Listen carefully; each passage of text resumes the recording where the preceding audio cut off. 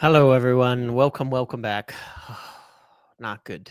Not good. Unhappy. I am extremely unhappy with this game. For me, this is a worse loss in how it is than Grimsby, simply because this was awful today, man. It was awful today. It's just like I've said before, I see things in a different way to plenty of others. I see things in a different way to people in terms of different decisions, things like that, system, whatever. But at the end of the day, regardless, the manager's job is to get the players to perform and play and to make the right decisions. And he's not getting it right. He's not getting it right. He's getting so much wrong, unfortunately, on there. And yeah, yep. I don't know, man. I don't want Bruno anywhere near the fucking field. He's awful in every position. It's just another game where he's just giving the ball away constantly. And it's becoming a Bruno team again. And that's on the manager too. Everything that's balanced is just awful. I don't want Bruno in the midfield. I don't want him in the 10. I don't want him on the pitch. He should be benched. Why is the guy undroppable when he's shit? It's the same as it was for Fulham for me. When he's crap, Amram doesn't have the balls to change him. Doesn't have the balls to pick the right player. He's shit. He played shit again. It's always constantly a Bruno team. Every time Bruno hit a cross, it's a counter. Every time Bruno passed the ball forward, it's a counter for City. And it's awful. And we won't do anything about it. We're just going to keep doing it. And for that, he should lose his job. Like those are the things that will have you lose your job. If you don't have the stones to make the change that needs to be made time and time again, then that's it. Then there's nothing you can do. That's it. It's like he hasn't made the right choices. So like we can sit here and get this out of the way at the beginning. If we want Ruben to leave, that's cool. Fine. You want that. What I do not want and will not accept at all is someone else come in and we're going to end up being the same team as ever and the same team as ever. The same team as ever before. We're going to come in, we're going to do a Bruno thing. It's going to be a 4-2-3-1 with Bruno in the 10. We're going to send runners through. I still remember you saying if Bruno gets it, the team gets it. He's that influential. But if he's reluctant, the team doesn't get it. So why is he playing then? I don't know. I don't have the answer. I don't care about it. Like I say, it's never been to me a manager thing. You know what I mean? I think the players are to blame 100%, but ultimately the poor results are on the manager. Well, yeah, that's exactly how I feel about it. Is that when you're making those kinds of decisions, you're putting yourself in trouble. I'm not going to call for a manager out. That doesn't matter. That's not how I'm going to do it. But I'm just tired of it. Like it's the same every single game. It was 4v2. Now, see, I just disagree with certain aspects of that. Like, why did we lose? Why did we concede the first goal? We were 6 against 3 defending. Watch it back. 6 against 3 defending. 6 against 3. Shaw gets beat one-on-one by Doku, walks his way back into the box. Bruno walks his way back into the box. Seriously? You just don't defend. We're 6 against 3. 6 against 3 in the box defending, and we can't defend one player walking into the box because they're just watching the ball. It's been like this for years. It's funny because Garnacho did the same thing. The same exact thing for Chelsea just the other day.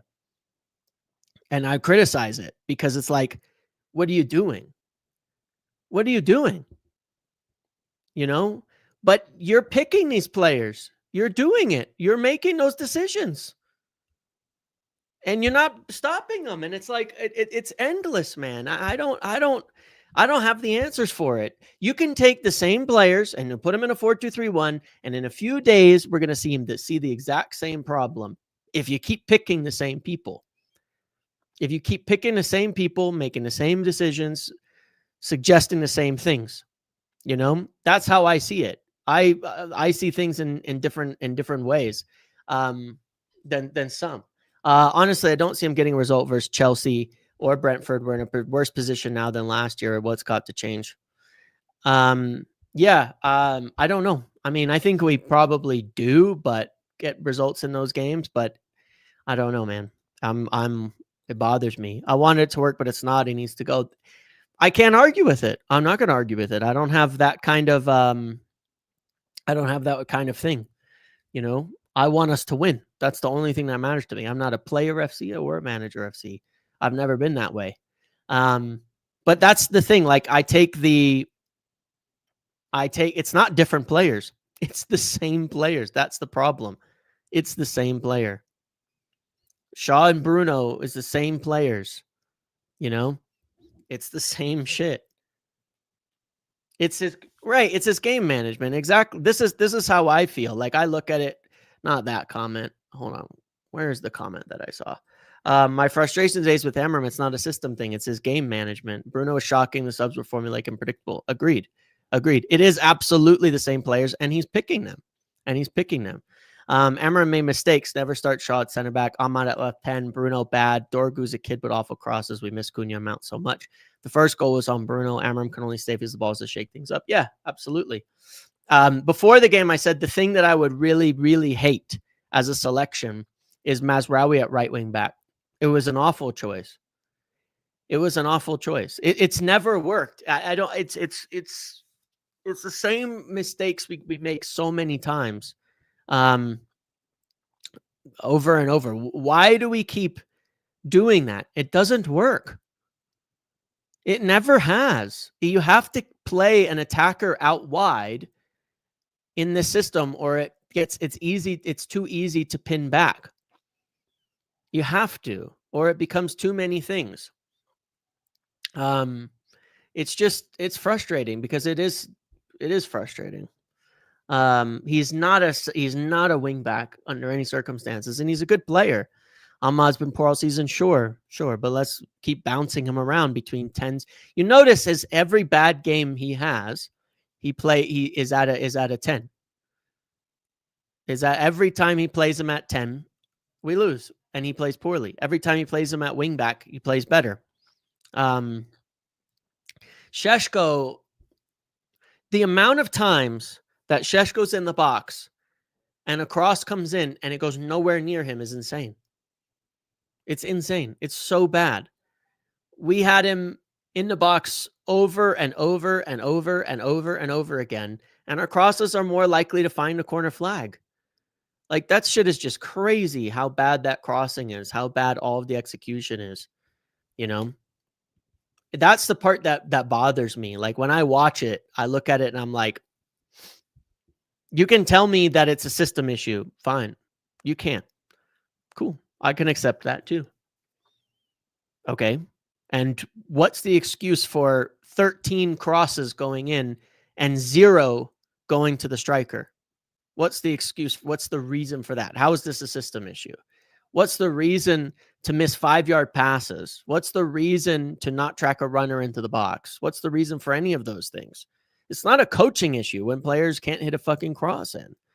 It's just like, what are they doing in these instances? And that's the part that's frustrating to me, is just that, like, they're professional footballers and they can't do the basics.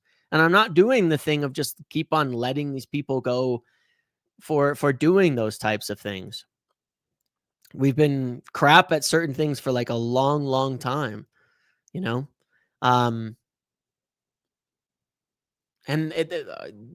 for the first half, there was a lot of issues where we would get into the right position, we would get to the right spot, and then what happens? We just lose it for no reason at all. Create nothing out of it. Create nothing out of a good situation. It doesn't turn it. There's a lot of times where we can't turn situations into chances when they were all there. And it was just all crap. It doesn't matter what the stats are. We might have accumulated XG at the end. It doesn't matter. I'm not stupid about how we played. Just stop, play it out wide, put it back across, and that's pretty much what happens. Pretty much happens. City were average. We could have easily punished them in the first half, and we didn't. We didn't. We didn't do anything. We didn't do anything with it. In the first half, we could have easily had so many minutes, so much time, so many opportunities to attack, so many opportunities to get through, especially in the first half. It's the same cycle with Bruno. We start scoring goals, the fans will talk about how much he means to us and how we need to keep him. Yeah. And I'm tired of it too, because we're just letting it go. It was very mediocre from City. That's why it bothers me so much. It's like there's just too many things that are obnoxious. Like, they were poor. We played too many defenders in the team, and too many mistakes. Like, no, that's the thing about it. Like, there is a balance in between the takes in terms of where things are. There's a balance in terms of where things are. There are so many easy ways to attack these teams. Like, when we're playing a defender at right wing back, then we don't have the pace to attack that system. But Bruno EL final performances last game, it's just, we just live or die. I mean, the ironic part is, like, the first half of the game, it's not intensity. The first half of the game, our press was really, really good. Our press was really good, actually. The press was actually exceptional. We were winning the ball regularly, very quickly off the press. And what do we do with it? That's a system. The pressing is probably as good as it's been, like, ever. We had the best press that I've seen of a United team for about 45 minutes in that game, maybe even longer. The press was very, very good. But what do we do afterwards? Nothing. And then we just make massive, massive mistakes, But yeah, there's a lot of players. No, the press was exceptional. The press was very, very good. If you rewatch that first 40, 45 minutes, it was time and time again. Every time City get it, when we pressed, we'd win. When we pressed, we'd win the ball. When we get it, we win the ball. We were killing them with the pressing. That's the thing where it's like, we're not looking at balanced views on it. Were we good with the pressing? Yes. Were we good once we had it? No. We just completely fucked it up after that. We need time. I'll sound delusional, but we need time. Emram needs to grow the fuck up. But player to player, we got beat. Manager change only makes sense if he refuses to grow. Yeah, and that's fair. And I mean, it's like, there's going to be a lot of things that are back and forth, but it's the game management that bothers me most, Angie. Like, that's the part of it that bothers me more than practically anything else, is the game management. Whenever we can see the season head loss follows. Yeah, exactly. Like, when I watch game management, I look at it and I go, hold on a second. Why did we have to go with Ahmad out wide? Why does it take so long to get Xerxes onto the pitch? We need to force Bruno out this summer. It's necessary for a complete reset. Not getting a midfielder is killing us. Yeah, that's for sure. That's for sure. Oops, maybe I clicked the wrong one. Yeah, I would agree with that. But that's the issue. It's like, it's the same things I see pretty regularly, like all the time, where I get really disappointed. I said after Fulham, I didn't think Fulham was a bad game in general, but I thought that what my big criticism of that, when you look at the Bruno Kobbie Mainoo like situation, is that if Bruno's bad, then make a change. Be willing to substitute him. If he's competing, be willing to substitute him. It's like, it's never ending, man. It's just never ending. We're seeing a rebuild of teams, but we're still running the team through one player.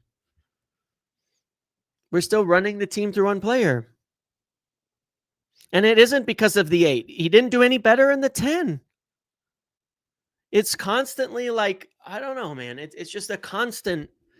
There's too many issues to see, but I think a lot of them still stem to players who have been there playing for a long time and keep on making the same mistakes. It's just frustrating. Like, how is Shaw still playing when he makes those mistakes? I mean, I don't think Yoro was particularly good against Daku today as well, by the way. He got beat pretty bad, but at the same time, like, Shaw was so bad today. So bad today. Since the mid 12 of 20, no present has performed worse. Yeah, you're right. It's awful. It's awful. It's really insane. He was always playing Casemiro guard. Well, it should have been, what should have happened was Mainu should have gone on for Bruno. Xerxes should have come on for Mazraoui, and put Ahmad out wide. But Bruno has to play every single second. Has to play every single second, no matter how he's playing. I've never seen someone be unsubbable. And it's like, it's frustrating. I lose it on that. I lose it on that front. I lose it on that front again because I watch and I go, how is this possible? You know? How is it possible? Every goal we're just getting beat. Who was at fault for the Holland chip? Let's see. So the first goal was Shaw getting beat and Bruno not walking, and Bruno walking in defense. The second goal, God, what even was the second goal, man? Oh yeah, the second goal. The second goal, like, here's the part that annoys the shit out of me, right? The second goal, it's a simple pass from Mbeumo. It kicks it straight out for a throw in, which gives City possession. Fine, that's annoying. Lenny lets Daku inside. Shaw and Delict are sitting on Holland 2 yards ahead of him, and he runs right through them. Lenny was really poor on that play, but it was, again, Shaw and Lenny, I think, on that one. And then on the third one, I would suggest it was Shaw again, essentially. I would suggest that again. You know, Shaw was awful. Shaw was awful today. It was so bad. You know, I hope to turn it around, but right now it's bad. It's really bad. Did I miss one here?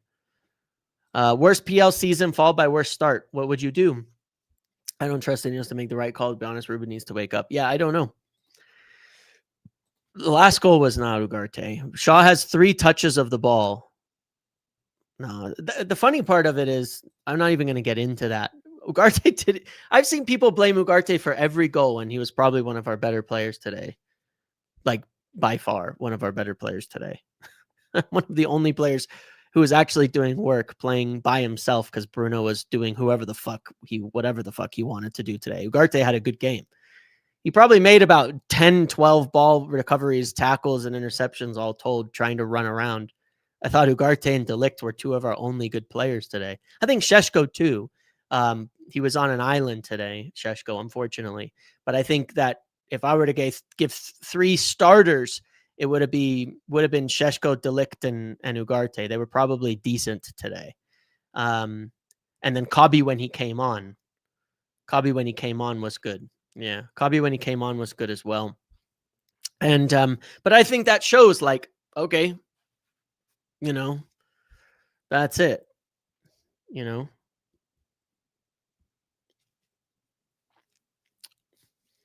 Why can't we get the ball in the box? I know, and there's so many times through the game when I'm sitting there and I'm going,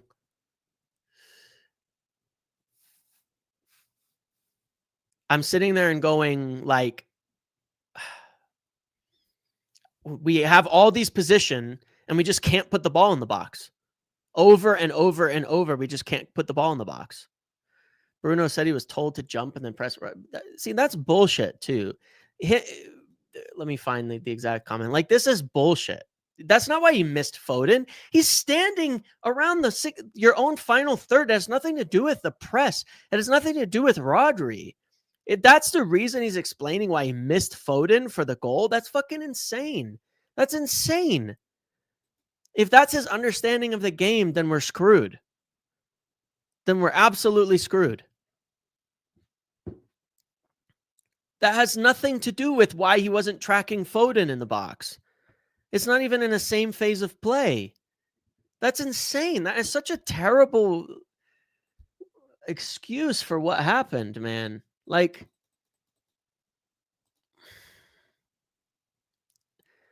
that's ridiculous. That is absolutely ridiculous. He didn't say that. He said a player was meant to press Foden and Rodri, but he went with... He didn't. Unless that was he's not talking about the first goal. He didn't go with Rodri. He didn't go with anybody. He just walked around. He wasn't marking. He was marking thin air. He wasn't pressing anyone.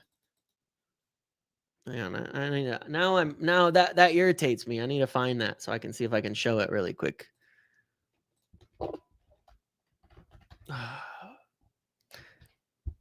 Because that's absurd. I'm not buying that. I'm not buying that at all. Anything about that is crazy to me. Let me see if I can find it. I want to look at this because, like, there's just no way that is an actual comment on the goal that happened.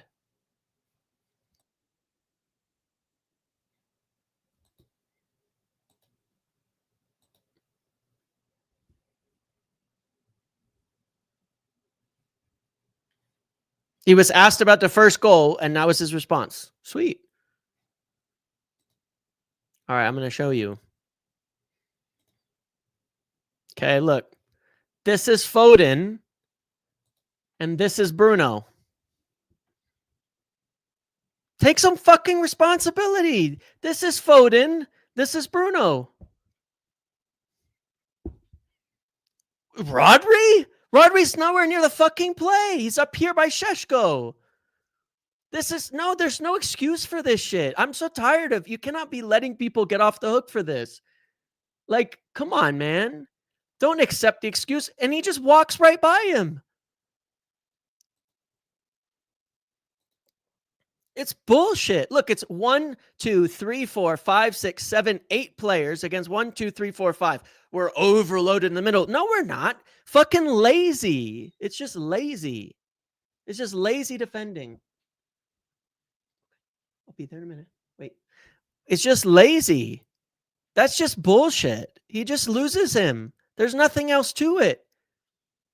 It's 8 against 5. It's not even about being a defender.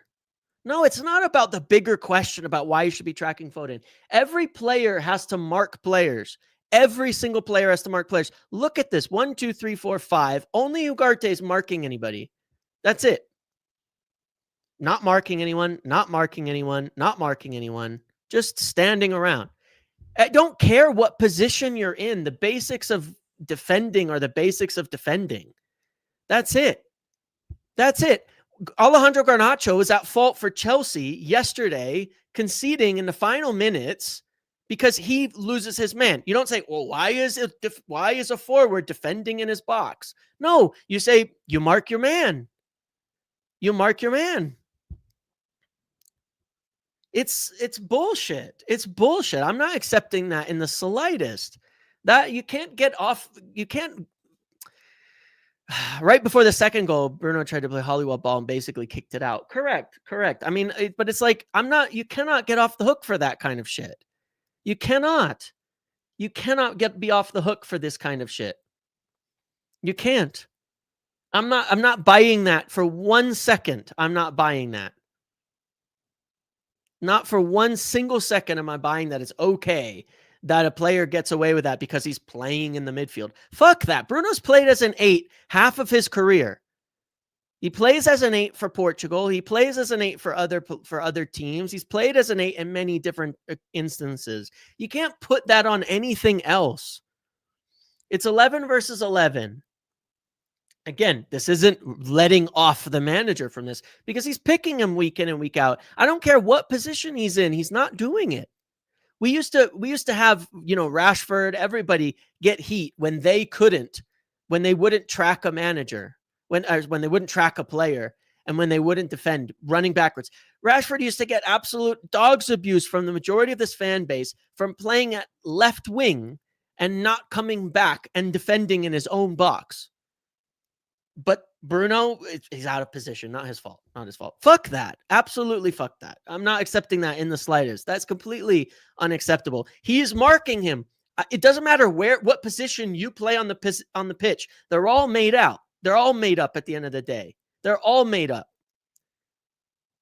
They're all made up.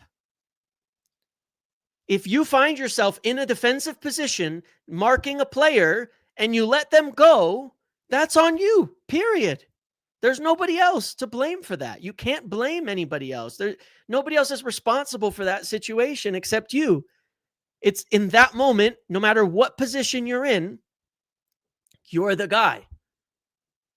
You're marking that guy. You can't let him on. There's nothing else. There's nothing else. There's nothing else you can say about that. You have to do the basics. I don't care what position you play on the pitch. Any player who did that would be under intense criticism for it. And the problem is that there's no consequence for it.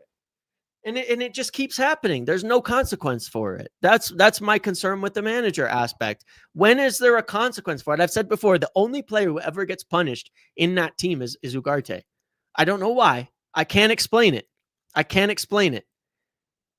The only player who gets punished for it is Ugarte. I will probably bench Ugarte next week when it should be Ugarte and Menu in that midfield together. And they just keep it going. But there's no consequences for enough players. There's too many games where there's just no consequences for players. How many? There you go. This is the exact point. How many defensive blocks did Haaland make? Pathetic excuse. Exactly. I watched Erling Haaland clear out about 15 fucking crosses from his own half into his own half defending. I watched him clear it time and time again. I watched Haaland do more defensive work than I did Bruno. It's not about position. It has nothing to do with it. Haaland was killing us in the box. He was killing us. He was defending. That's what it is all about. It's about effort. It's about intensity. It's about intensivity. I don't know. It's about being intense. It's about focus. It doesn't matter what position you're in. It doesn't matter. You have to do the job. And that's unacceptable because United were better at that point in time. United were better. Intensity. There it is. Yeah, whatever. I'm losing my mind here, right? United were better until that point. And I said it in the pre-match thing when I was sitting there on the watch line. I said, what I really hope doesn't happen, because it happens time and time again. And it's happened so many times, is we start off good and we're doing well. And we did. We started off the 10, 15 minutes really good. City were doing nothing. We were getting into good situations. We were not still converting them into good chances, all of that. Then we go and just do something completely stupid, fuck the whole thing up by not doing the basics, lose our heads, and then the game devolves from there into nonsense. It happens so many times, and I can't deal with it. But it's like, okay, how does that happen? Why does that keep happening? And why are there no consequences for it? Because I watch time and time again, Bruno and others who've been here a long time who just lose their head. They make those big mistakes when it matters, and then they lose their head. We're indecisive in the final third, conceding a goal, and it's Mount Everest, right? It just keeps happening. And there's no consequences. It's not letting the manager off the hook. It's just what I blame the manager for. What I blame the manager for and whatnot. And I think that there are things that are good in there. And the problem is that there's just nothing. There's no consequence for the mistakes that get made. Come on, camera, sort it out. There's no consequence for the mistakes that get made. Come on. That ruin what we're doing. We do all these good things. The press looks good. The passes looked good for 15 minutes. Don't get me wrong. We're getting the ball into the right areas, and then there's no consequence for just screwing it up. I didn't watch, besides Bruno and Shaw, who else has been here for a long time, Not that many, but guess who was at fault for basically every goal? Bruno and Shaw. It's the same thing every single time. The players hated Ten Hag and he got more out of him, and I got be in the system because it's. I'm not saying it isn't have anything to do with the system. I'm not saying it isn't. That's the thing you got to get. What I'm saying is that there is a constant that keeps happening no matter what system we play, no matter what we do, no matter what formation, no matter what way we play, no matter what style. We've played deep block, we've played long ball, we've played short, we tried to play possession, we played this, we're playing three at the back. And the same constants happen for years. The same things over and over and over again. And so I'm looking at where are the constants and where are the consequences? It's, I feel, become acceptable to allow these things to go on. You know, it's like I said, there's just not consequences for mistakes far too often. And those mistakes then ruin your situation. You know, they ruin any potential you might have for progress. So yeah, I'm upset, man. I'm upset about it because I look at it and I'm like, it's stupid to me. I don't have any, even if I like certain aspects, and I think that people are going way over the top on the tactics issue aspect of it. I always maintain that the bigger factor in management, yeah, Arteta plays terrible football, but the players play and they perform. So that's why I'm like, to me, it's not tactics, but there's the two parts of of management are there's the tactical and the system aspect. And there's how do you manage the players to get the most out of them? Do you pick the right people? Do you use, are there consequences for poor defeats? And are you getting players to do better? In that part, for whatever reason, I think Ruben Amorim is failing. It's there's too many bad choices. There's too many bad choices. It's just, that's the frustrating part. I just don't, the other stuff just doesn't matter to me. And look, here's the thing. Here's what terrifies me, what scares the shit out of me. All right. I'm sure we could change managers. And we'll do better. I'm sure of it. I'm sure we can. To what end? Because what does better mean? Where's the evidence? Like, here's the crazy part. We have more evidence that of certain players being unable to carry the team. We've seen them in big games time and time again. We've seen them in big games time and time again. So my point is not, no, don't change managers. What I'm saying is, what is the end of that? What are you doing alongside that? Because you can change it and it's just going to become the same shit again. It's just going to be the same thing over and over again. And that I don't want to do. One sec.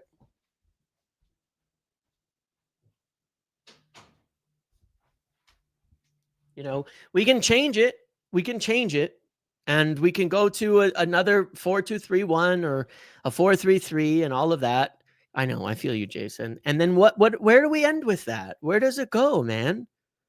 What's the end result of all of that? Arsenal would have played worse than us and won it 1-0. Yeah, but they don't make the mistakes. They don't make those mistakes. When did Chelsea win? What have they won, though? What have they won? They just don't make the mistakes. I watch Arsenal and I go, okay, I watch the games that are played. I watch the things that are happening and I go, they're shit every week. But you know what doesn't happen every week? What I don't see? Those same errors. I don't see. Watch that whole game and tell me one time. What is there a City player who makes the mistakes that Bruno and Shaw do? Yeah, I'll be doing Colin in a little bit. Watch that game and tell me. The only The only mistake I saw from Chelsea was a former United player. I now think Ruben will fail at United, even if we change system. He isn't shown capable of making the correct decision with lineups and subs. Yet that part is frustrating. If he goes, we're getting an next player for 9 months. I mean, I would take Michael Carrick back in a heartbeat. It's not about getting exposed, though, Aditya. Like, I'm sorry, I just disagree. It's not about getting exposed. It's there. Bruno's not getting exposed. He's doing the same thing he's always done. Unfortunately, you know, he's doing the same thing that he's always done, and people haven't been able to see it. But it's not a surprise. It's not a surprise. Rodri passed the ball straight to us in their own final third. You mean off of our press? And then what did we do? What did we do with it? That's the difference. Look at what they do with it. Crisp, good opportunities. What do we do? Some looping Trivella fucking cross from Bruno that goes out for a throw-in. You can watch the game again. Every time Bruno crossed the ball, you're right, Animal. Thank you for that. You're right. They made that mistake. And then we don't execute it, though. Kobe looked really good when he came on. He did. Yeah. And the frustrating part to me is like, I'd be really fine. Yeah, I don't know, man. He played it to Dorgu and Ahmad had that miskicked volley. Okay, cool. Right. That wouldn't happen to another team. They would hit the right cross or they would do something. The crossing was terrible today too. I don't know, man. It's just, I'm at my wit's end because you can watch it.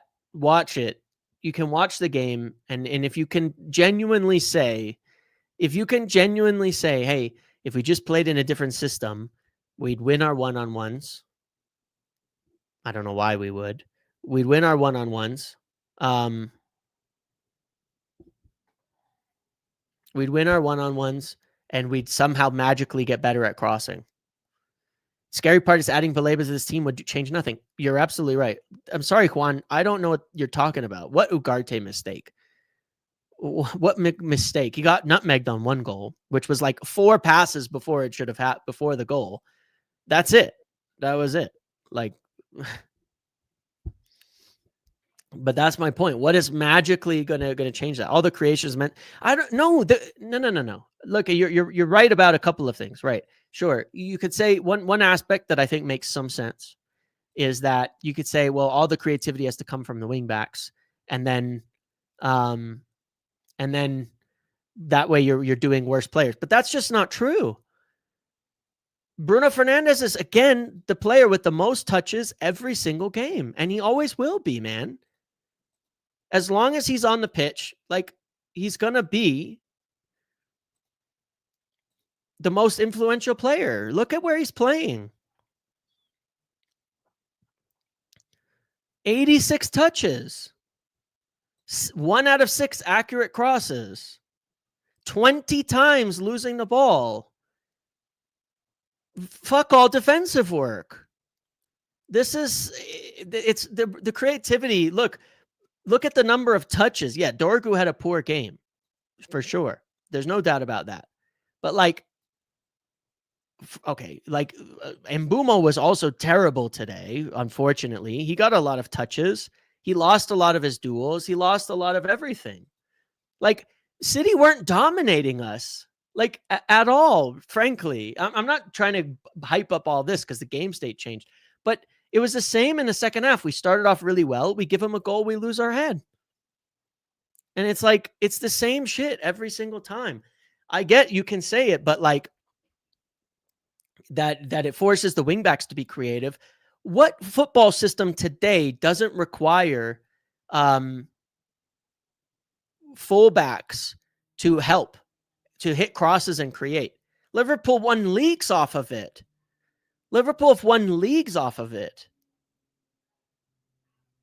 It was their whole system. Well, every team, Inter were very good with wingbacks. Like, so many fullbacks have to be able to hit the ball. I'm sorry, there's no excuse for that. But it's like, I look at it and I go, Mazraoui's not attacking. It doesn't work out there. Like, I can split the decisions. I can split the problems. We have Dorgu and Ahmad. Ahmad was good the moment he moved back over to that side. He was good the moment he moved back over to the out wide. In fact, Ahmad's had 2 bad games. Both games when he's not at wingback. He doesn't play well when he's not at wingback. As soon as he moves to wingback, he always plays better. Every time he plays in the 10, he plays like shit.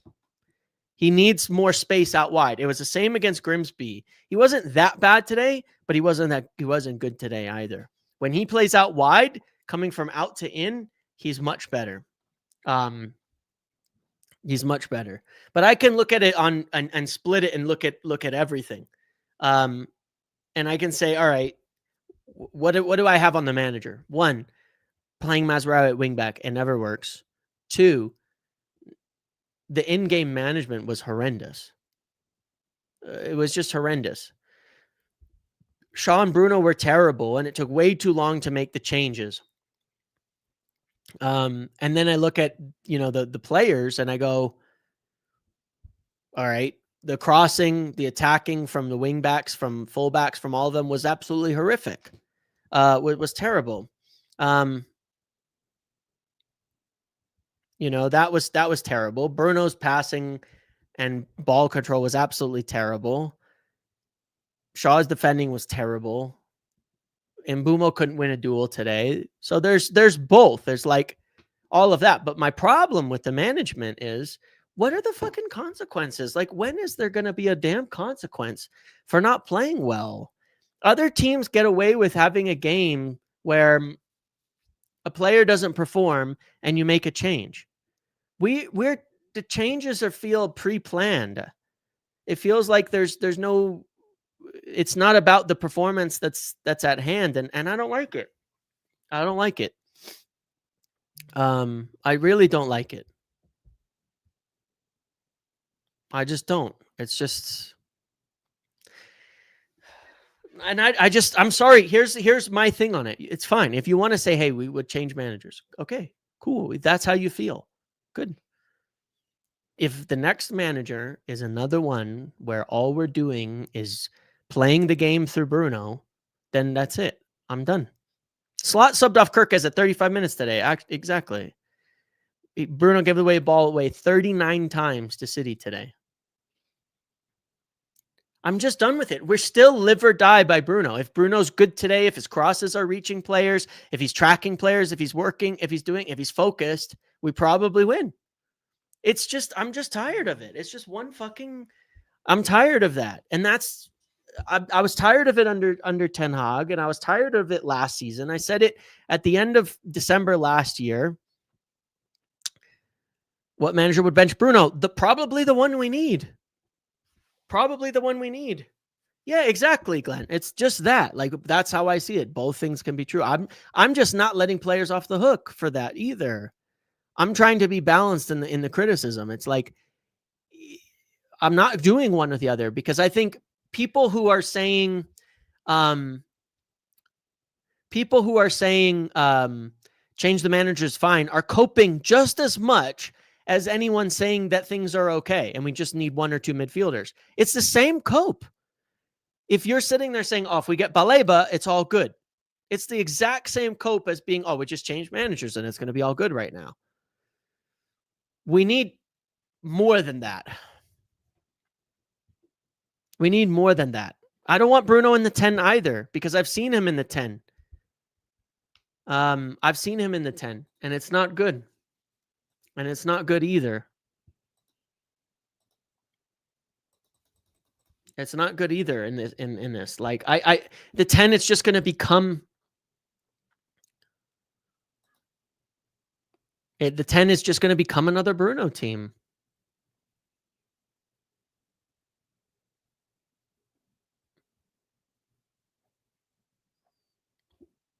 That's all.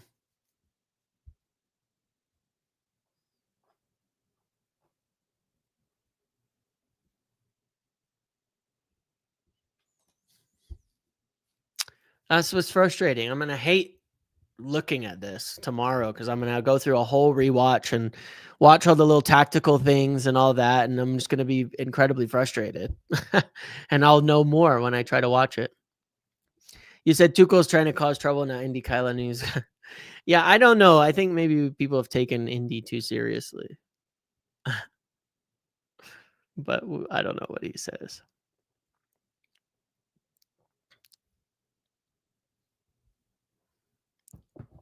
There's something to say about moving everyone out who suffered the collective trauma of the last 5 years. Yeah.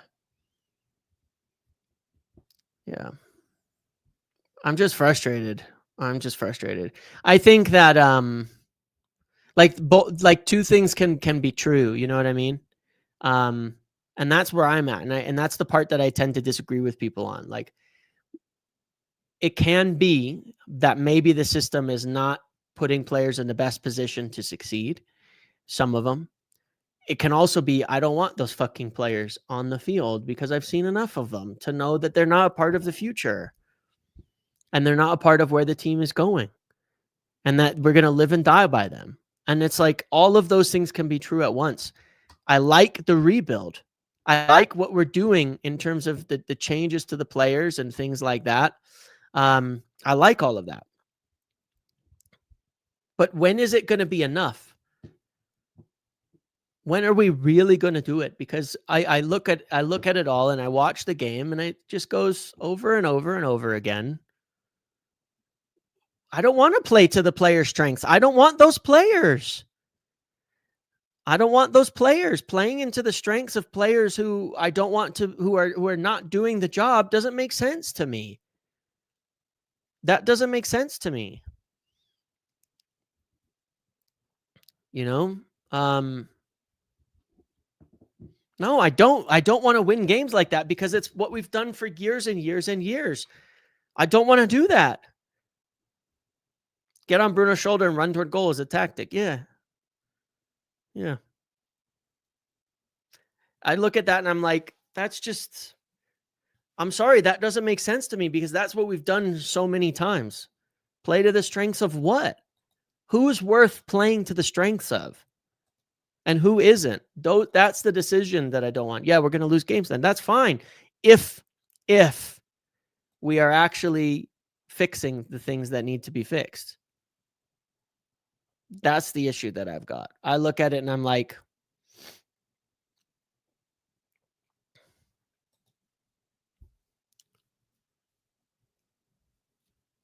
I look at those things and I'm just like, yeah.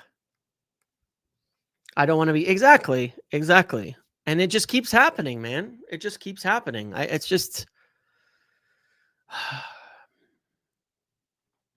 I watch the game and it always devolves into Bruno hero ball, and I'm just so tired of it. It's the same thing we've been watching for 6 years, man, and I'm just so bored of it. Like City are playing without De Bruyne. They look weak to a degree, right? But they're playing as a team. They're scoring as a team. Where's their goal going to come from? I don't know. Yeah, playing to player strengths will end up giving Casemiro, Shaw, Maguire, Bruno new contracts. Exactly. That's how I see it. I don't want to do that. That's not what I want. That doesn't make sense to me. Sure, I can agree with that, MJ. Again, like I look at City. Where's the goal going to come from? You don't know. It's not playing through one player. Even when they're mediocre, the goal's going to come from Holland or it's going to find Holland, but like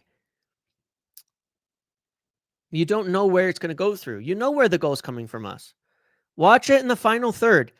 Run around, rotate, pass back to Bruno, wait for him to cross it. Run around, rotate, pass back to Bruno, wait for him to cross it. Run around, circles, pass back to Bruno, wait for him to cross it. I'm just sick of it, man. I'm just sick of it. It's not football to me. It's like, it sucks. It sucks. The out of possession stuff to me, I don't give a shit, man. I genuinely don't give a shit. I care what we do when we have the ball. Because we have the ball enough to play better football. We have the ball enough to play better football. We're not getting dominated out of possession.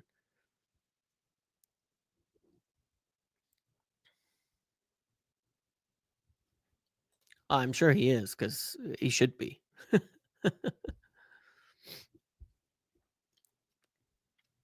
But that's the issue. That's where I'm like,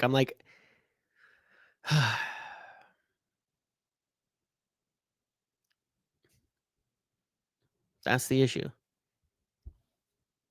So many dead crosses. Yeah, 100%. Will anyone else have the balls to get rid of Bruno, Shaw, etc. 2-year period has applied to them as well? You would think so. They have to. You know what I mean? It's just I don't have the answers. But James, where would he be with? I know, Marcus. I go like back, forth on it because that's how it always is for me. That just tells me that we're still player FC. We're still just player FC. That's how I see it because we're just player FC. Like good, bad, good, bad, good, bad, based on whether a player is making accurate passes or crosses or not. I'm just tired of that. That's what I don't want again. If Amarim can't fix it, then you change managers, but will the next person fix it? That's my question. That's my question. That's the biggest question that I have for him is like, who's going to fix that? You know, when I like, I this is really, really brief and really, really silly, right? But like when we had Carrick come in briefly, and we set up in that 4-4-2 after Solskjaer, like when Carrick stepped up and managed 3 games or something. I remember those games. And I remember watching it and going, like, I don't remember the Bruno hero ball. I remember them playing as a team. There was a two-man midfield. It was a two-man midfield. We did a classic 4-4-2. It was just a few games. But it was like, whatever. And I remember seeing that and thinking, maybe that's the way. And I remember a few games when we played in a diamond under Solskjaer, and we played a diamond. It was a diamond midfield, a 3 at the back or whatever. We did different things. And I think it was some of McKenna's influence. And it wasn't running through one player. And I was like, kind of nice. And the same thing happened with Ruud. When Ruud came in after Ten Hag, he played the 4-4-2, basically. Stuck Casemiro and Ugarte in the middle. And we just played as a team. I'm just tired of that. Like, I'm just tired of it. And that's fully, of course, as well on the coach.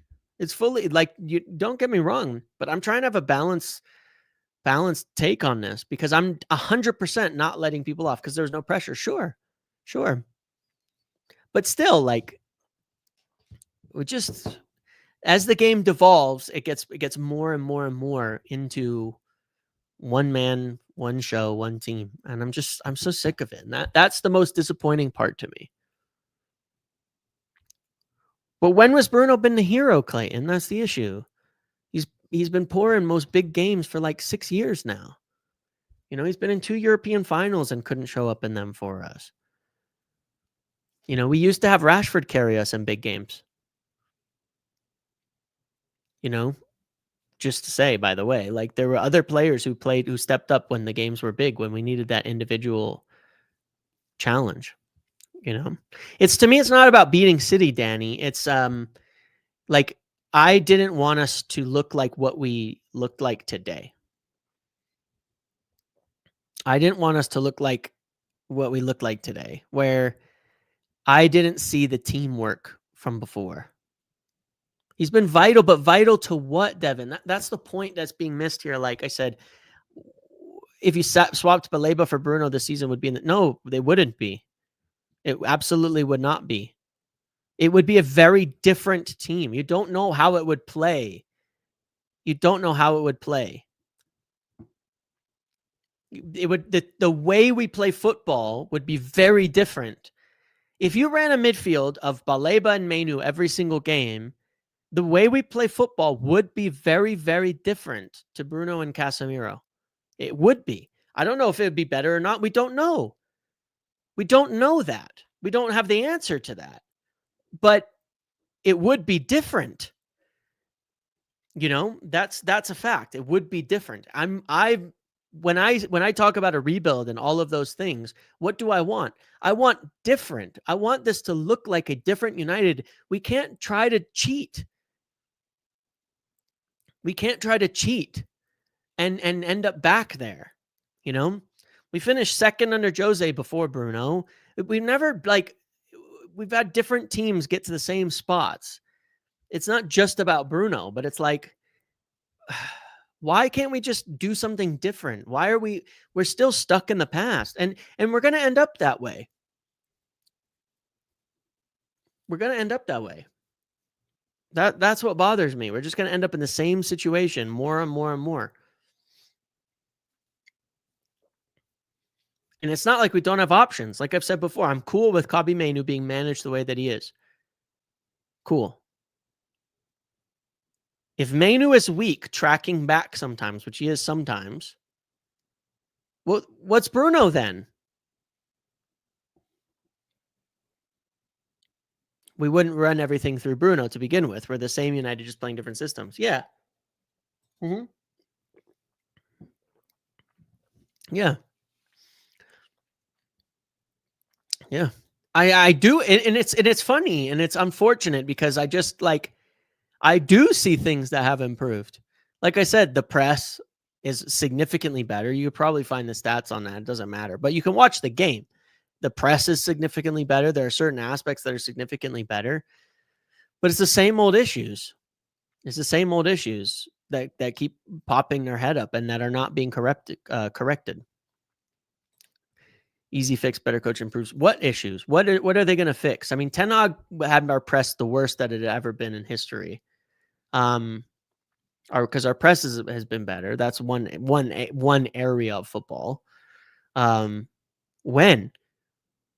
have we been better? Last year defensively, we were worse defensively under Ten Hag or somebody else. I don't know. Did Bruno play against Grimsby? I mean, yeah, for 45 minutes, but that's not a system. The Grimsby thing is not a system issue. I'm well beyond that conversation. Well beyond that conversation. If you think we lost to Grimsby because of a system issue, that's nothing in that for me. But yeah, I don't know. I'm fed up with it because I just see the same mistakes happening again and again and again, and not correcting the errors. It's just wild. It just bothers me so much.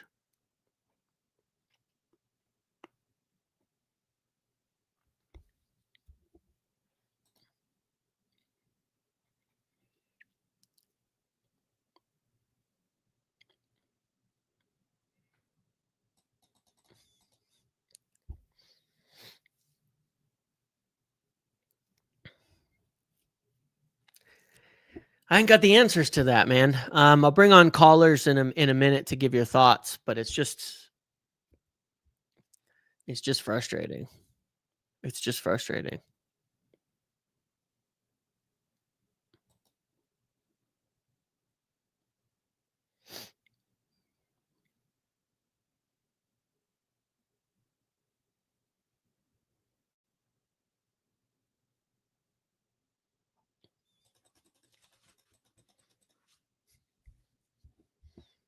Right. That's how I feel, Gray. Like, I don't understand the system Arkin is making. Exactly. That's what I'm talking about. I'm talking about the mistakes we make week in and week out that are basic, that are not system issues, but are just, they're still manager issues. They're still manager issues.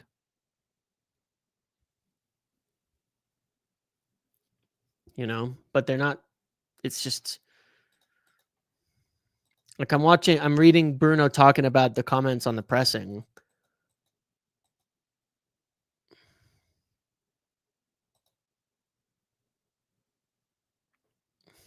I just don't. I don't like what he's saying, and it's not because of the organization. He's saying they're making mistakes and things like that. It's just crazy.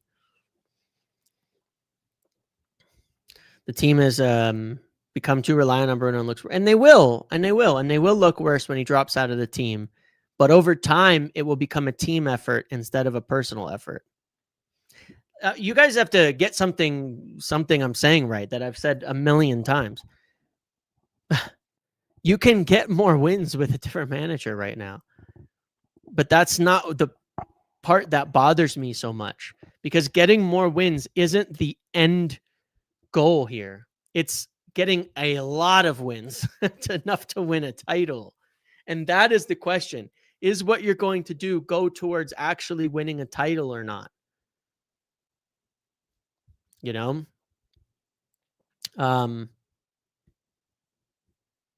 That's the real question. That's what we're looking for. Does what you're trying to do, is it enough to win a title? I know, but winning right now, but that I get that, but realize the downside of that. That's what we've done time and time again. That doesn't mean that Amarim's the right guy or that we shouldn't make a change there. That's not what I'm talking about. But what I'm saying is that's what we've done time and time again, over and over and over again.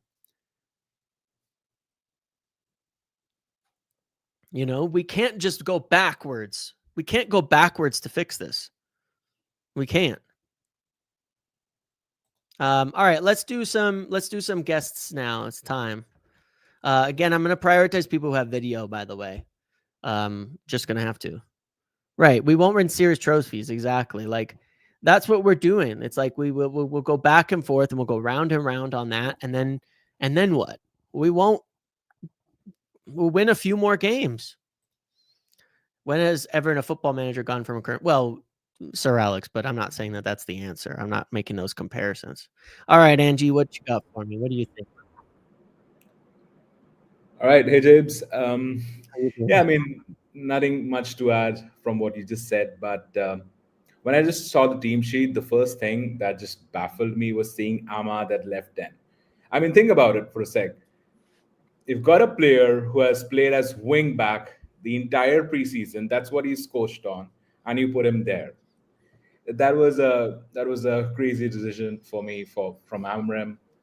Um, Yeah, but yeah, apart from that, I think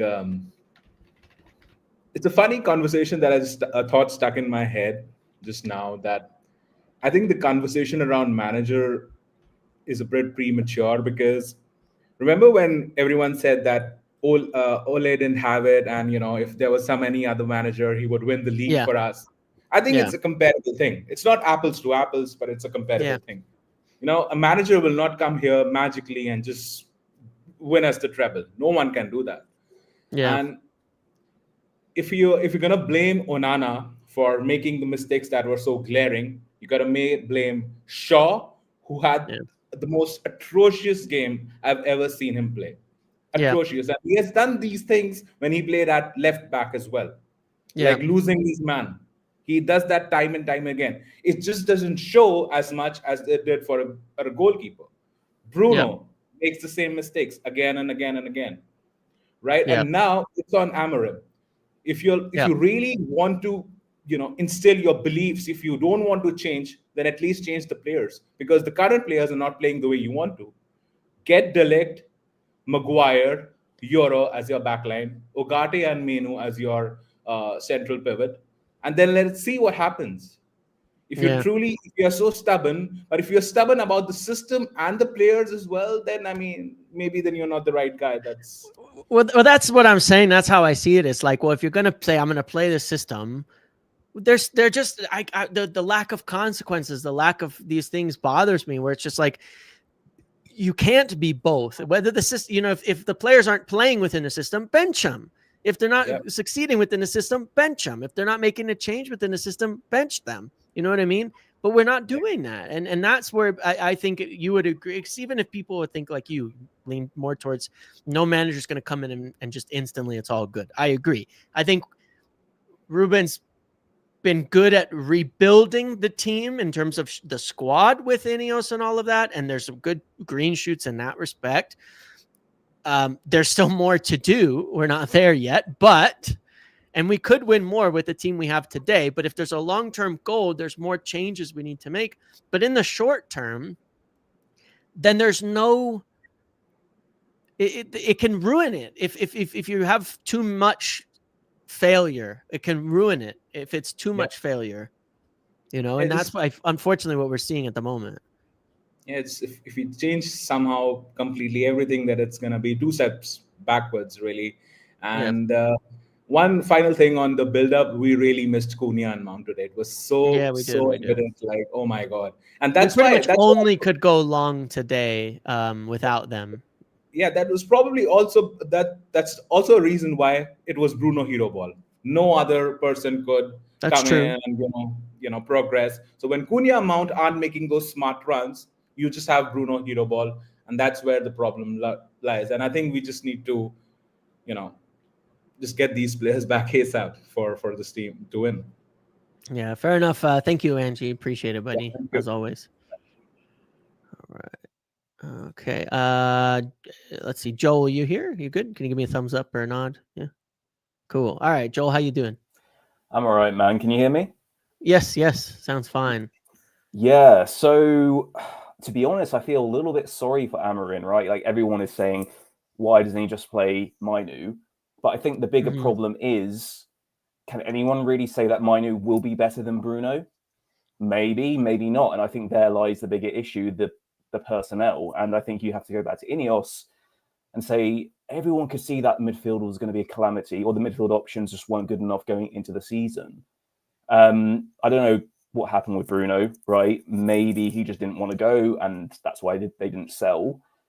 But if there was an opportunity to sell, to push him out, then they had to do it, because Yeah. the options in midfield, no matter what partnership you pull up, it's just not going to be good. And then we get to the goalkeeper situation, which is an even worse oversight than the midfield. How can you not sign a goalkeeper at the beginning of the season or the summer transfer window? I mean, Yeah. you have arguably the two worst goalkeepers in the league. I mean, what? Yeah. These guys are meant to be like footballing professionals. I Right. get it, right? There are loads of like moving pieces behind the scenes, and we're maybe trying to save money for a midfielder, but I mean, if a goalkeeper makes a mistake, it's often calamitous, right? So Yeah. Yep. I do feel a bit sorry for Amarin, because I don't think the squad is just good enough, and obviously his system is quite dependent on the players, and Mhm. I think the options aren't good enough, to be honest. I think Dorgu, like you, I do kind of like him, but at the same time, he's really clumsy technically, and I don't think he's suddenly just gonna be Yeah, brilliant I technically. get worried You know what I about that. mean? The improvement, the final third improvement, is not coming at the moment. Like the crossing's getting worse rather than He's better. And athletic. Like we saw him yeah, just steam past Silva, yeah, I think, yeah. He right? was winning the. Yeah, there was one where he runs by and Silva should have got a yellow. By the way, I don't know what the hell the ref is on about, but the ball in when he's getting in these positions is just poor. It's lacking in a real target. We do a lot of this, everybody included. Bruno does more of it than anyone, but it's speculative chance creation rather than targeted. Like I would take the example of the one time we did it very late on. Ahmad runs by, he's looking for Mbumo, finds Mbumo for that like tap in that goes wide for ends up going for a corner. That was the only chance where I felt you actually have a target. Yeah. We're not just launching it into the box on a prayer that it's going to get to somebody. When you watch all of City's goals, every one of them is intentional. Every goal is intentional. Every pass is intentional. Every chance is intentional. That's why it's 3 chances, 3 goals, because it's intentional. What they're going for is on purpose. The Doku goes in, he's looking for Foden right there, running in to the box to make that header. And that's how I see it. That's the frustrating part to me. And Dorgu does that too. Right. And I mean, what can Amarin really do? Yeah, he can swap Fernandez for Mainu, but like I said, do we know it's going to be better? I don't think anyone really knows. Like, he's not great at those kind of diagonal passes, which Bruno can be good at, right? Yeah. So I don't know, man. Like the squad still is a bit of like a mishmash, right? We're still suffering. I mean, we still have Shaw, right? I mean, he didn't come in the Moyes season, right? Was it Louis van Gaal's first season? So Mhm. I mean, it's just, I don't know. Like Amarin is not doing themselves any favors in certain ways, especially when he comes out after every loss and he's like, I might be sacked, I might go. I mean, that surely has got to, it's a little bit unhinged, right? That's surely got to wreck the confidence in the players, right? They're like, this guy's not in control. So I don't know, man. It's a bit of a shit show at the moment, but I do feel a little bit sorry for Amorim because I think Ineos they've made some big mistakes, I think, and we're seeing that now. Yeah, I hear you. Thank you for that. Appreciate it, Joel. Cheers. No, I don't think the caller wants Dorgu to be Ryan Giggs. I think he wants him to be able to hit some decent crosses, which is, I think, fair to ask for. Parth, you there? All right, Parth, how you doing, buddy? Disappointed after the game. First time I ever thought that, the personnel that he picked were not correct. Ahmad as left 10 doesn't make sense to me. Mazraoui, he could be a very good right centre back in the system. Yeah. And for all the people asking a 4-3-3, just try and build a team with our squad and then tell me Dorgu is not a left back. Yep. Cunha is a left winger. Okay, can play there, but again, not a touchline one if you want width. There is no backup to Cunha. Yep.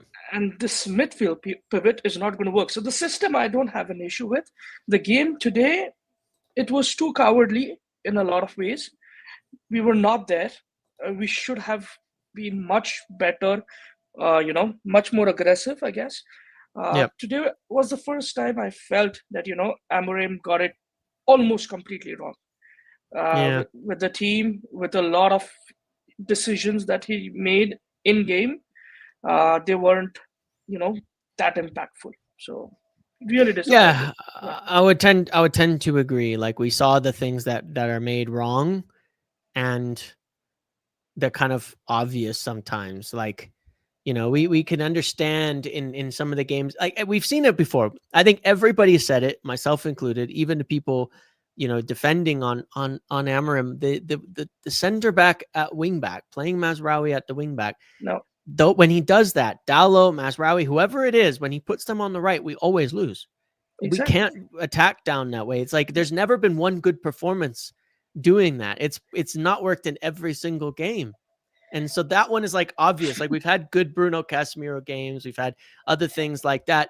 But why are we persisting to try that for no reason? Especially when I think, by the way, that Xerxes should be on the pitch. Like, he's a good player, and we're not using him at all for his qualities. No. And also I feel like we've built a good squad, but he's not using it as a squad. What we were lacking in the past, Mount is an excellent player. Okay, I don't get this concept of you have to have Sesko all the time on the pitch or you have to accommodate. No, it's okay for people to come off at 60 minutes and then have these people impact the games. We saw today there was no impact from the bench. You can't. You need 15 starters, and to chip and chop and bring them into the game. If you don't have the balls to drop Bruno Fernandes, I think he's going to get sacked because of that. Sure, he's sacking himself, and those comments don't help. Those comments help if you're someone like Pep Guardiola and you've won something, significant. Yep. Otherwise, it just sounds good in the start, but the moment you don't win matches, it goes down south very quickly. Yep. So, pretty much disappointed. But let's see what Chelsea brings. Yeah, thank you, Parth. Appreciate that, buddy. Thanks. All right, Rich, you ready? Yeah. Okay, Rich, how you doing? I'm not too bad. Thank you for having me on anyway. I'd like to say I'm disappointed, but that's kind of what I expected. Like, they always say, disappointment is when expectations don't meet reality, and we've not been playing well. Like, we'll look at the system. I like the system. I like what I saw from Sporting.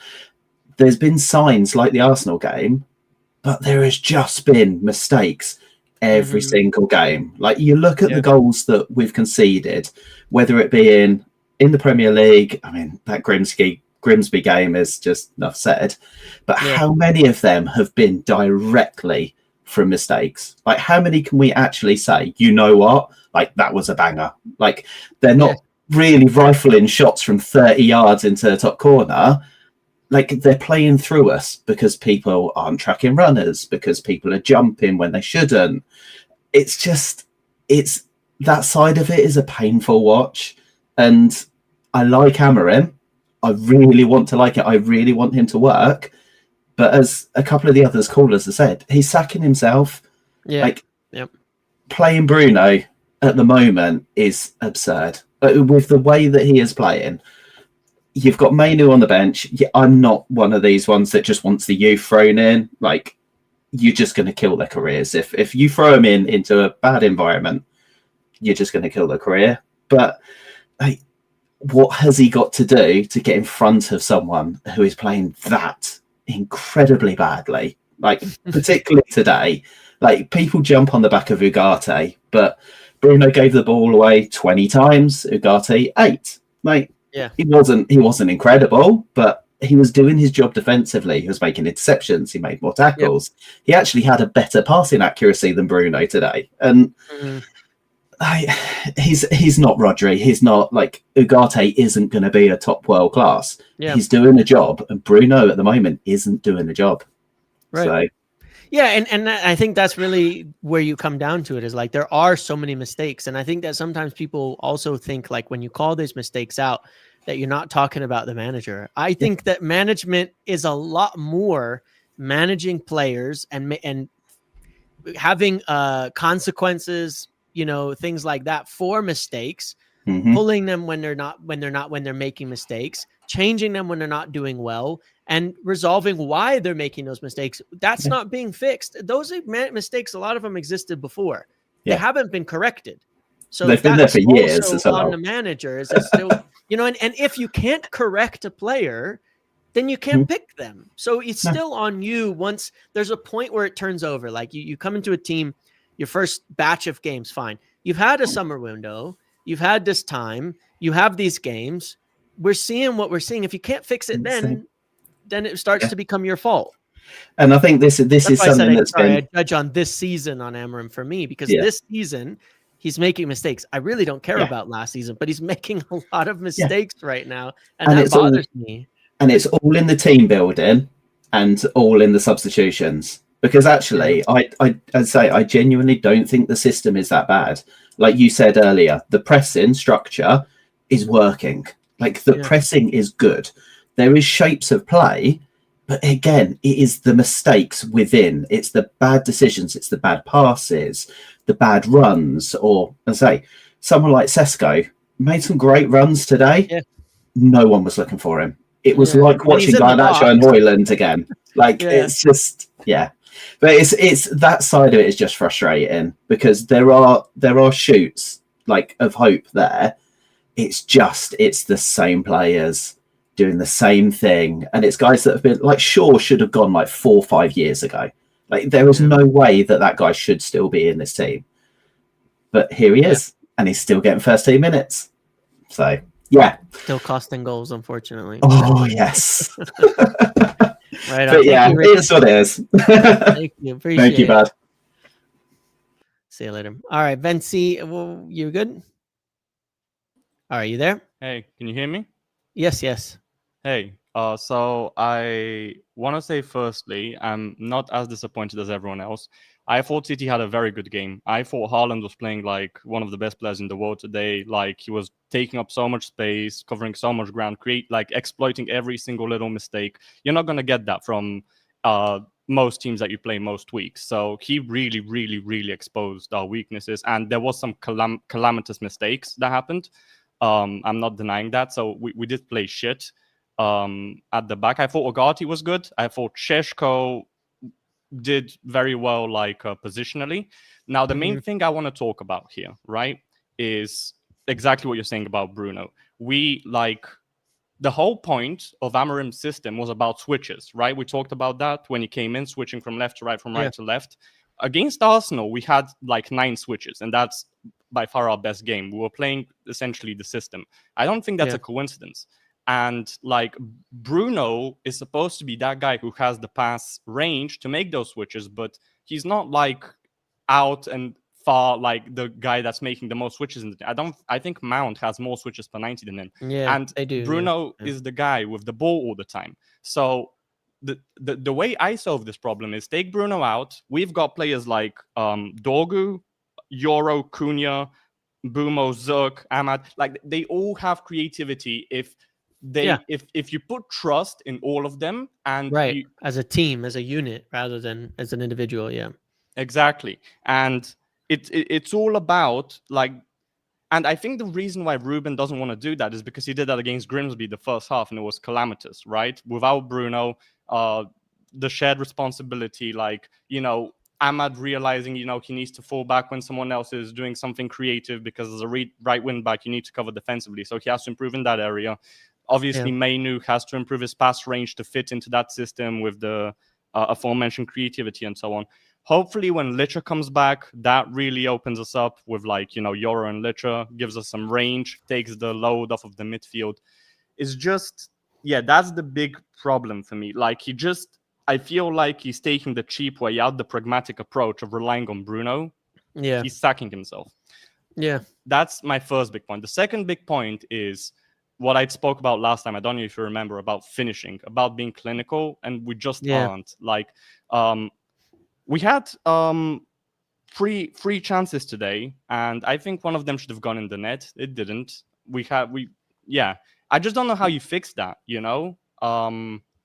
For all the talk that Ruben put in having time on the training pitch, we should not be relying on Bruno. The players should be like that first half against Grimsby, the players should be able to take that creativity amongst themselves rather than relying on Bruno all the time. And they just can't. And I don't know what's happened in that time that he hasn't been able to teach them the system, to teach them. Yeah, I agree. I think that's the part that I find the most frustrating. Like I said, when I say I want the team to change and I want to rebuild, I'm looking at, I want to see the team play as a team. Like I was saying about City, you know where the target is, and it's Haaland, but you don't know where the pass is coming from. You don't know who's going to play the ball in. You don't know who's going to take someone on. You don't know who's going to do it. They have many different ways that they are going to attack the game. And I see that with most elite teams. I don't know where the play is coming from. Yeah. We have all these creative players. Ahmad, Sheshko is actually quite confident in the way that he dribbles and controls the ball. I think he's quite competent on it, actually. Mbumo, a lot of these guys have great chance creation stats with Xerxes, all of them. And yet we just don't. It just we're just waiting for them, and they just end up loading up in the box to pass it around. And it is frustrating. And I don't have the answer to why it keeps going that way. It's like, even if we take it off of Bruno for a minute, if that's who Bruno is, fine. That's the player he is. How do we then utilize him properly instead of making him the main man every game? And it still comes down to the manager in that. It's like a toddler and his mom, like if the mom is there, the toddler will rely on the mom. There is no way for a child to learn without them being independent. If Bruno's on the pitch and it gets heated and we can see the goal, the players are going to start thinking, how do we win the game? Oh, through Bruno. Let me pass the ball to Bruno. You have to. It does get more and more like that as the game goes on when we start chasing it. What happened against Grimsby? Against Grimsby, you go 2-0 down. Instead of saying, okay, this is for the cup, let's leave it and see if the players can fix it themselves. He brings on Bruno at halftime. And to be fair, Bruno comes on and he creates chances. We created 2 goals. If I remember correctly, he was involved. And he had a good half, but again, it's always the answer, right? It's always the solution. He's going for the pragmatic solution, which I thought was the whole point of Ruben. He was supposed to be the guy with the rainy days, and we're not going to resolve to the easy solution. So I don't know. I am very skeptical. He really needs to take Bruno out of the team, if not for his performance, just for the mentality of the team. Firstly, to show that he's not undroppable. Secondly, for people to stop just relying on Bruno. I mean, think about this, right? You play Ugarte, you play Kobe. Kobe doesn't have the pass range. Ugarte doesn't have the pass range. Play them as 2 box-to-boxes. so that you allow Euro and hopefully Licha. I hope he comes back next few weeks. I don't know if you have any news on that. October, probably, yeah. October. Like, I don't probably know after the next break, to be honest, but we'll see. But is he going to get injured in 3 months again? That's my whole question. I don't know. It's a worry. It doesn't matter. We need a center back. We do know that. Yeah. So you play 2 box-to-boxes. That frees up Dorgu. That frees up Hammond. That frees up Euro. And I would assume like you play Licha and Maguire or Licha and Shaw or whatever. Like, that's creativity there. That's pass range there. You have Cunha drop back in. You have Mbumo drop back in. That's creativity. That's pass range there. You have Šeško do the runs that he's been doing. That solves it, in my opinion. Yeah. I can see us playing like that, but we're not. And yeah, I'll go back again to like one-touch football. Why? Like, we played it well for that one friendly game that we did, but he's never gone back to that. Like, everyone is just slow and turtly on the ball. Like, you know, like snappiness. Like, too many touches, too much standing on it. Yeah. That's something you do in training, and it's not being done. And thank you, Venci. I hear you. Appreciate it. I'm with you on all that. Thanks. See you later. Have a good one. Yes. All right, Jan, you ready? Yes. How you doing? Oh, thank you for having me on. Sure. I just want to start this by saying, why are we being scared when we lose anyway? Like, why are we putting Mazraoui on and not Ahmad? Let's just go for it, man. Yeah. We lost 3-0 and we were scared. What's the difference? Let's lose 4-3, you know, and at least give it a go. At least give it a go. And one thing I want to, point out, it took them 17 seconds till they had the first chance of the game. That's not an ability issue. That's the mentality issue. Yeah. And it's the same as in the FA Cup final under Ten Hag, the first one we lost. It took them a minute to score. How is that possible? That's not because of tactics. That's not because we don't play, inverted center back or something, It's because they're not switched on. How many times have we conceded in the first 5 minutes of either first half or second half? This is absolutely, absolutely unacceptable. I've made a note, so I'm sorry to look at them. But for me, the big part is the no passion. How are the players look like they don't really care? We're losing 3-0. Did any of them look like they care? I don't see that, and that very frustrates me because I'm sitting there behind the TV. I cannot do anything about it. And I'm more fucking pissed than them, Yeah. I want to say the switches work, as the guy before said. The switches work. We switched a couple times. We were open. City weren't that good. We just were very bad. And I want to big up my Slavic brother, Sesko, because I'm focusing on him a lot. And I really liked what I saw today. I think he had a good game, considering he couldn't do more. He didn't have a chance. His hold up was good. And in the air, he's fucking good. I really like that. And, I think we have a player there. Just give him the opportunity. Why are we crossing the ball when he comes off the pitch? And it seems like every time there is a one player in the box, we cross the ball. And when we have 3 or 4, we don't. I really don't understand. And I want to say, last thing is, you guys, argue that your English commentary is bad. In Czech Republic, we have our United legend, Karel Poborský, doing the commentator work. And I think you would be really taking your commentators back, because he's slandering every single one. I don't know why, and it just pisses me off. So I just wanted to say you're not alone in the bad commentary section. Fair enough. Yeah, I mean, I pretty much agree with a lot of what you said there. Like I say, I very much thought Šeško was getting himself into the right spots, but you got to give him the ball, and we're not. Every cross was speculative or going beyond the giant 6'5" number 9 and landing at Ahmad for a bicycle kick or something like that. Like, it goes crazy. And how is that possible? He's crazy good in the air. How can you miss? It's more than the 6'5" body frame. It's like 7 foot. No, he jumps just put it anywhere. Put it anywhere. Put it anywhere. They're missing him because they're these big looping crosses that have like this arc instead of just having a nice good one in there. We've done that. That's part of it. But I agree. There's certainly a mentality issue. And that brings me back to, again, where's the leaders on the pitch doing something about it? Because it's like I was saying, when I see the goalkeeper make mistakes in the past, or this thing happens, it's kind of just like heads drop, turn around, walk back.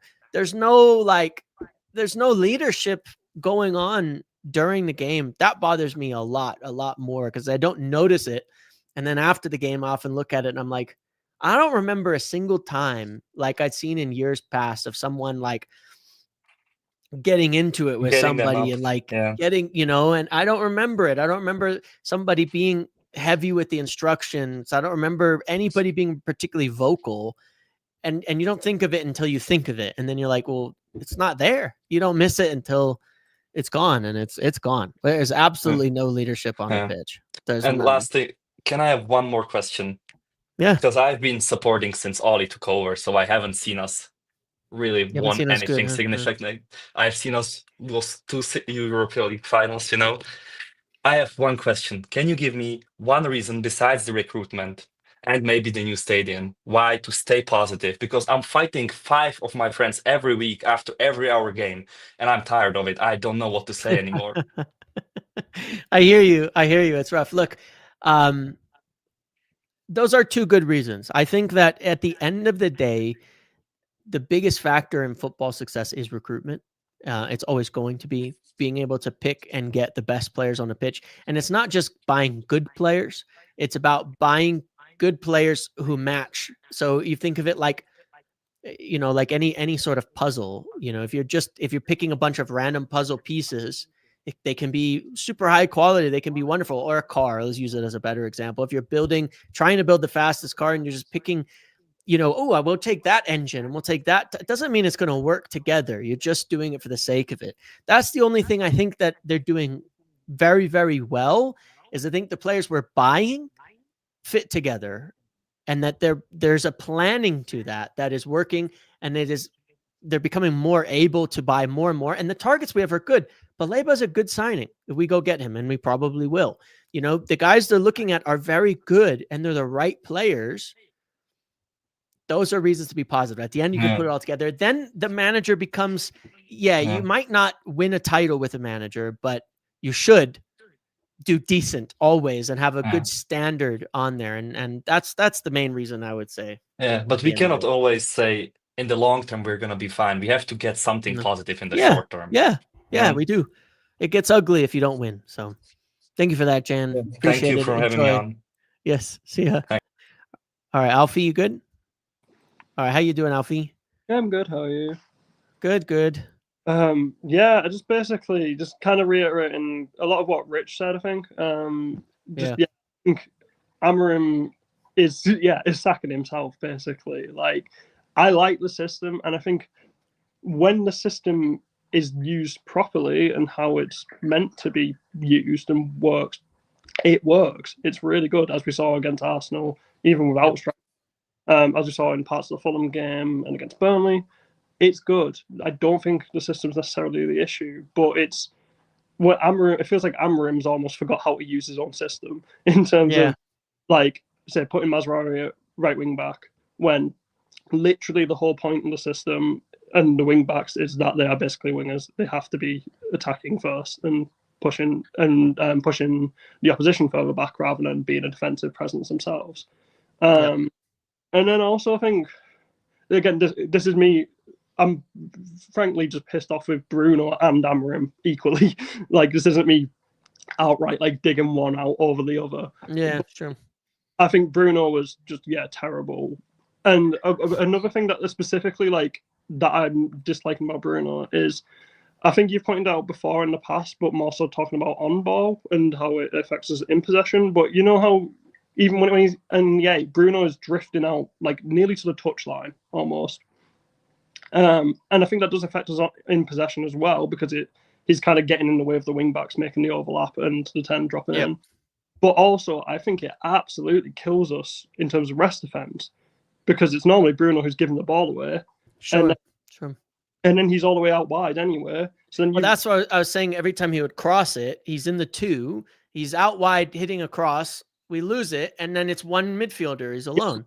Like, you can argue till the cows come home, whatever, in terms of whether or not the 2-man midfield works or not, and whether it gets supported by centre backs or the 10s. I think it can work. I think it can, and it's not really an issue in principle. But I think Bruno is absolutely killing it with his positioning. But simultaneously, then, that's why I'm not saying I'm not just digging out Bruno himself. Amarim keeps picking him and not dropping him or not subbing him when he's doing it. So, like, I would have thought this isn't what Amarim's not asking him to do this, or he's not happy with this. Mm-hmm. But then he's not subbing him or he's not dropping him. Yeah. So I can't exactly be like, okay, well, Amarim's not happy with this. So then again, it's just another thing of like, I don't think Amarim's. People say Amarim's not being flexible, but it's almost the opposite. I want him to be more stubborn and stick to what actually makes his system work, because it feels like he's lost sight of that a bit. Yeah. And yeah, so that's just like, so that was like the main takeaway from the game. But also just another thing that was really annoying me was, again, like, I thought Sheshko was decent. I thought he had a good game. There's one. I saw a lot of people saying it was the same as Hoyland, though, in terms of he wasn't getting the service or whatever for crosses. And yeah, the crosses were terrible. But just one example specifically makes me think different in terms of, it was right near the end of the game. It doesn't really matter in the grand scheme of things, but Sheshko got in front of his man in the box. He made a front post, got in front of his man. Dorgu had it out wide, no pressure on Dorgu, and Dorgu floats it to the back post to Marks, Brian, and Boomo. And that just, I was so with that. Yeah. It was such an easy pass / cross. Like, he didn't say what. It's basic, It's basic stuff. And the thing is, the difference between Sheshko and Hoyland is Hoyland might have made that run, but he wouldn't have got in front of his man. Correct. Because he didn't have the anticipation. Whereas Sheshko, I was actually doing the right thing and had the physicality and anticipation to get ahead of his man and be able to, if he'd been fed the ball, to actually have got a genuinely good shot off. And it just wasn't picked out. And it just that was, again, it's not a system thing. That is just purely players making stupid decisions. For sure. Yeah, I'm with you, and it's like that is kind of the point. It's like I see it's the same. I mean, we've gone on about it, but I think you're absolutely right as well. Like, one of the things that make the midfield look a lot worse is when you're taking one of them, and instead of staying in the middle, he's becoming this creative force out wide, and then you lose it. It makes it even worse because it's not a 2-man; it becomes a 1. Most teams defend with 1 or 2 with 2 midfielders, but when your second midfielder, who's supposed to be defending and blocking it off, is always out wide and then losing the ball. Well, to be fair, I think it can even help him be a creative force, because then his foot makes the switch even harder. He's been longer distance. I think it doesn't benefit anyone with him being just like doing this thing where he keeps going out wide to the touchline. Again, it's why I'm equally pissed off with both Bruno and Amarim, because Bruno is a mature senior player who, like, he is genuinely a brilliant player. He has all the skill set, and he has, at least at times, demonstrated the mental maturity and like intelligence to. He should be able to understand why that shouldn't work and why that doesn't work, but he's, for some reason, but then also doesn't make a change about it. So it's just like, like, I started the season extremely like positive about Amarim and genuinely say I'm positive about the system, and I was really looking forward to the season, but I'm very rapid, not because of the system, but just because he's just making bozo decisions. Like, very rapidly kind of losing faith with Amarim. I think he's kind of getting a bit lost in the sauce, like, for lack of a better term. I agree. I mean, I agree. I do. And I think, again, the biggest thing, like someone else mentioned, is that why are we picking conservatively when we're losing anyway? We need to go for attack. I mean, I know the game state changes, but, Kabi Menu comes on for Mazraoui. You move Ahmad out wide. You have more attackers on, and instantly it's harder to deal with instantly. And it's almost like as if unforced errors, like as if you could apply that statistic to managerial decisions, like basically. Like, it's just like, why there was no real reason to not start Ahmad at right wing back and put Xerxes in the team. It just just stupid, and quickly losing sort of patience with Amarim on the decision. I hear you. Thank you. Thanks, Alfie. Appreciate it, buddy. See you later. All right, Shahan, you good? If I'm pronouncing that right, are you good there? I'm good. Hey, how are you doing, James? Good. You? Really disappointed. today. I think the people who are saying that, they're not really disappointed, I just don't know how that's possible, because I think this was the worst City side. And it's so scary that we couldn't even put one goal past the City team. Other teams have come here to the Etihad. City have traveled to Brighton. They were Yep. run over so many times, and we are here sitting and focusing on defensive mistakes, right? What Yep. scares me more is that we are not Mm. able to score goals, and Yeah. Amarim has not been Sure. able to fix that. That's Yeah. the issue, because when even in this season, even when I see Mbumo one-on-one, I'm not confident that he's going to put that in the back of the net. I'm not. There's a mental No. issue when it comes to scoring goals in this team, and that is what's not fixed. And that in turn is putting pressure on our defense, because Yeah. the defense, in a way, knows that we have to start games in a positive manner. We have to. When was the last time we scored a goal in the first 10 minutes? I know. Look, When did we do that? I was saying before, like we go, we push, we don't score, and then we concede. It happens every single game. Exactly, because we can't, like, even against Fulham, that first half, we should have completely trounced them, 3, right? 4 goals. 3, Yeah. 4, we should have. But when I was sitting there in front of my TV, I was telling my girlfriend right beside me, I'm like, we're not going to score today. Even today, if we had 180 minutes, we had chances to score today. We had a lot of chances to score. Even if we had 180 minutes today, we were not finding the back of the net. 100%. I We were hear that. not. Yeah. And that is the issue. And that's what's worrying me about Amarim. Because if you look at the system, right, we say that the system's not an issue. Okay, whatever said and done. In this system, you're playing an extra defender. Yeah. And one of our biggest issues right now is we are not able to find the back of the net. It also stems back from our transfer season this year, is when the day we decided to pursue Mbumo and Cunha as 2 10s. That was the day that I was really scared, because then it 100% meant that Bruno's dropping in True. deep, right? And I'm also disappointed with Amorim in his press conference before the game. He said, when he was asked about Menu, why is Menu not playing, is because Menu needs to understand some aspects of the game where he needs to cover more space. Is Bruno covering more space? No, that's the problem. I don't think I'm so. okay with what he says, but it's not happening with the person who's playing. So then It's not what's the happening point? with him, exactly. Yeah. And you know what the issue, another issue with Bruno is, it's so predictable, because I love Bruno. I think he's done so much for this club, right? He's one of my favorite players, but he does not work in that position. And Hmm.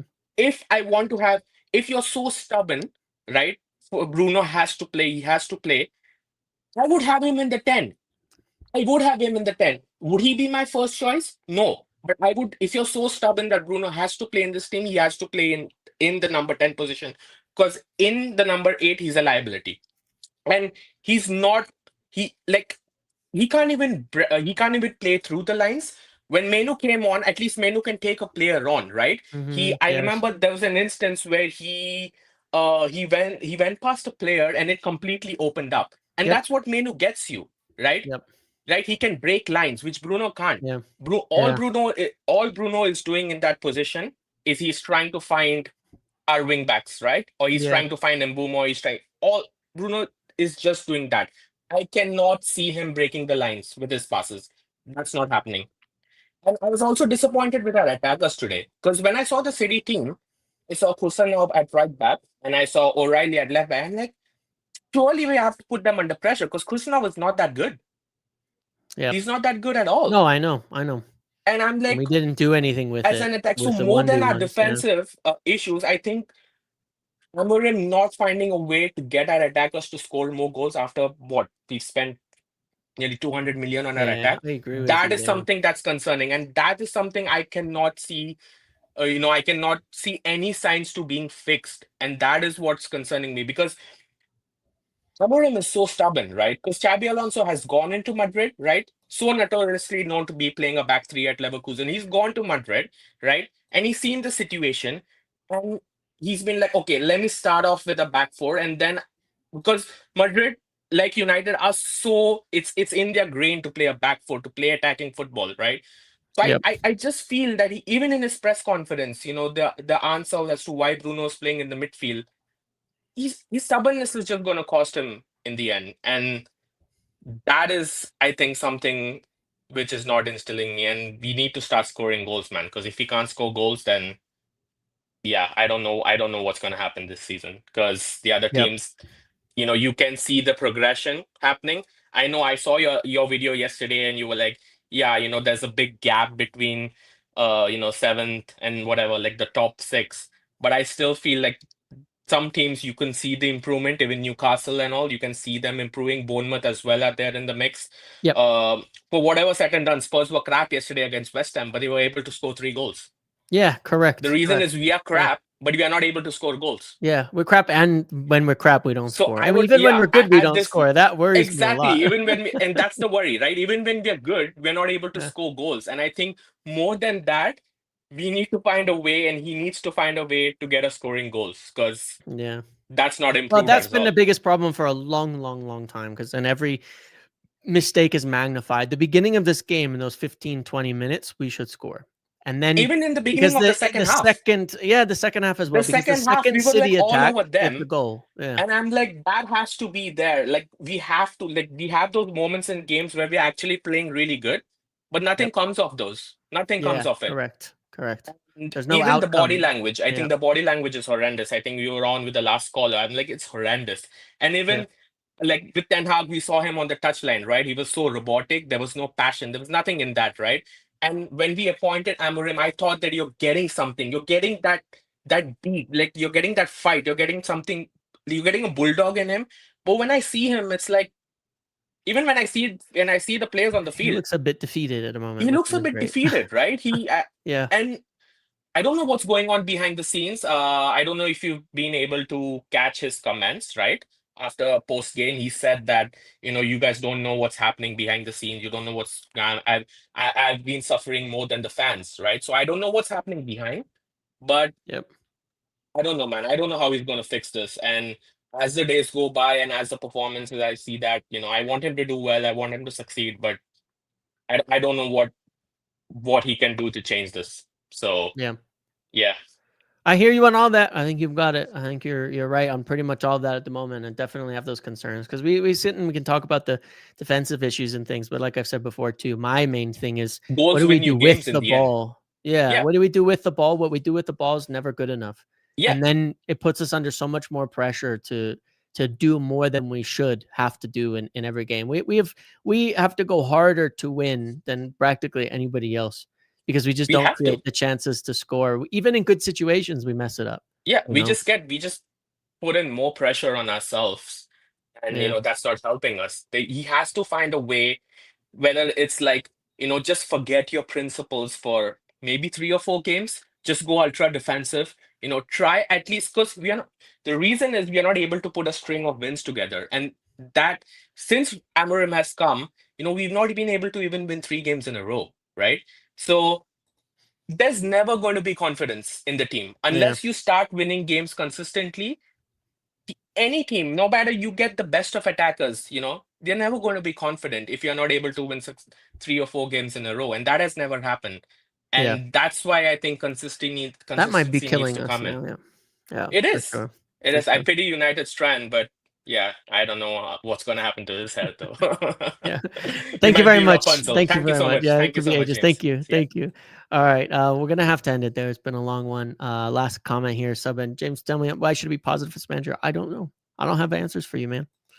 We look clueless. We need a performance today, but instead we got the shit show. I said that, before this, that with everything that I said about the last couple of weeks, you have to continue it into the next game. You have to. And if you can't continue it into the next game, then it doesn't mean anything. When I say I'm looking at 3 games and like we played well in those 3 games were good. Point was, those were those 3 games. If you continue it in the next one, then it's good. It's always going to be off the judgment of what you do next up to a long point in the season. We performed a lot better in other games than today.